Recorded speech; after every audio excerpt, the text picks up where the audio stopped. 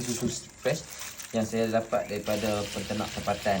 Kedua jenis karinet ini adalah diperbuat daripada mikroba tumbuh-tumbuhan. Setelah kita masukkan karinet, kita akan diamkan susu ni seketika agar susu ni dapat membeku, membentuk curd. Air ni dipanggil sebagai whey. Fungsi kacau ni adalah untuk membantu mempercepatkan whey ni keluar daripada curd. Ini adalah curd yang saya telah set hampir 5 jam. Curd ni kalau dah betul-betul ready, kita boleh stretching. Dia akan jadi macam isi ayam ni lah, macam isi ayam yang direbus. Pastikan air melepasi curd lah.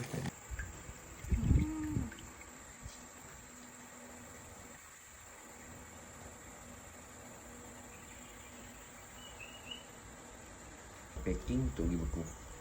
Untuk saya kontrol lah.